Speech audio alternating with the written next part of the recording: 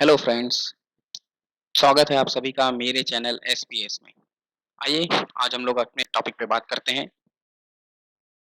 तो बात करेंगे आज हम लोग टेक्निकल और नॉन टेक्निकल डिग्री के बारे में। तो पहले देख लेते हैं टेक्निकल डिग्री जो जनरली बीए बीएससी की डिग्री होती है। इस डिग्री में क्या होता है कि आप बीए कर रहे हैं कि बीएससी कर रहे हैं, है ना? इसके बाद में आपको जॉब क्या मिल रही है वो देखना पड़ता है मेनली। बीए बीएससी करने के बाद ही मान लो आपको जॉब नहीं मिल रही है, तो आप कैसे करोगे? आप कहीं ना कहीं जाओगे भाई इंटरव्यू देने, इंटरव्यू गए और सिलेक्ट नहीं हुए तो भी प्रॉब्लम है ना। तो बहुत ही बड़ा दिक्कत है, वेस्ट ऑफ टाइम है एक प्रकार से। हम लोग देखते हैं कि मार्केट में डिमांड क्या है ना।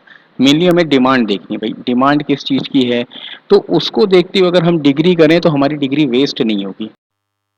आपके पास अगर नॉलेज है, स्किल है, तो फिर कोई दिक्कत नहीं है।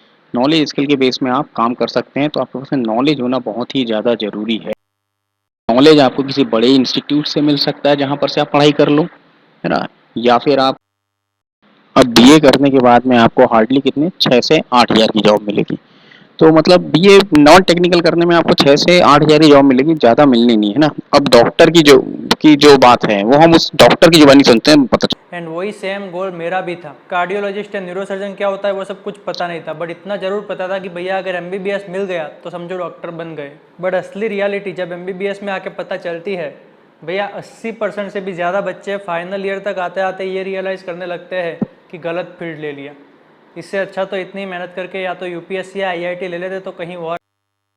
आपने खुद ही सुना, यहाँ पर डॉक्टर खुद कह रहा है कि अगर वो यूपीएससी या आईआईटी लेकर इंजीनियरिंग करके कुछ काम कर लेता तो कहीं और होता, जितनी मेहनत डॉक्टरी में लगती है। तो बेटर ऑप्शन है कि इंजीनियरिंग कर लें, है ना, कर लेता। अब इंजीनियरिंग के बाद भी लोग यूपीएससी करते तो इजीली क्रैक कर जाते, उनको उतनी ज़्यादा मेहनत नहीं करनी पड़ती है। तो अब डॉक्टर साहब ने इंजीनियरिंग करने के लिए इसलिए बोल रहे हैं वो, क्योंकि उनको पता है भाई पहले एमबीबीएस के एक तो कड़ा टफ कंपटीशन रहता है, उसके बाद भी एमबीबीएस। और एमबीबीएस क्या होता है? एमबीबीएस इज नथिंग, है ना। इसके बाद उनको एमए से एमडी करना पड़ता है। अच्छा, उसके लिए भी सीट बहुत कम है। एमए से एमडी करने के लिए उनको अच्छा खासा बजट खर्च करना पड़ जाता है। जैसे लगभग 1 से 1.5 करोड़, अगर एक तो सीट कम है गवर्नमेंट में, और अगर पैसे प्राइवेट मिला तो 1 से 1.5 करोड़ आसानी से लग जाते हैं।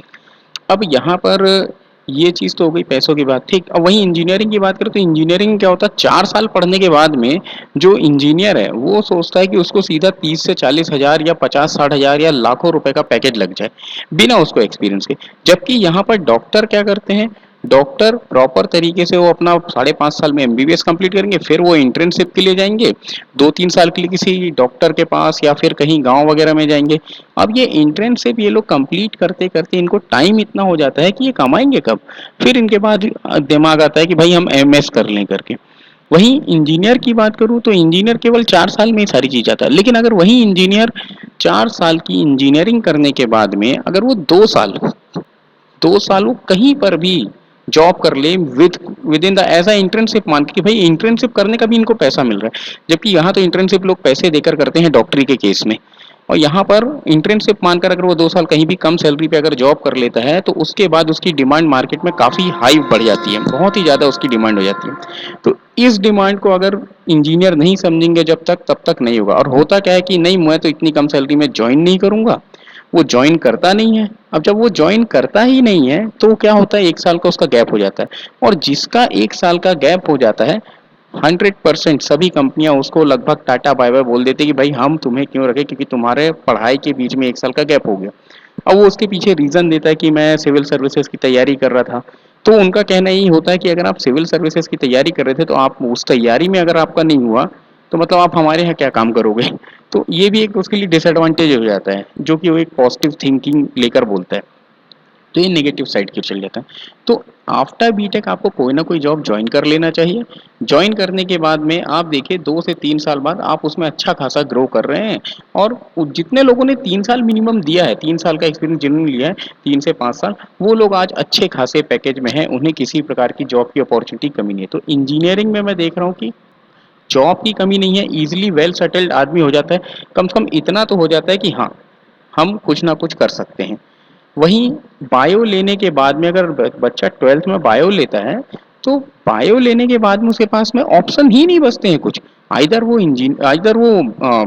वो डॉक्टरी करे या फिर फार्मेसी करे। और आज की डेट में हम देख रहे हैं दोनों ही कोर्सेज इतने महंगे हैं कि हर किसी के बस की बात नहीं है। फिर फाइनल बीएससी या फिर नॉन स्किल कोर्सेज की ओर मूव करके अपना करियर यहाँ पर वो खत्म हो जाता है या डाउनफॉल में चला जाता है। फिर बाद में सोचते हैं कि हमने काश ये इंजीनियरिंग की होती तो बेटर ऑप्शन होता।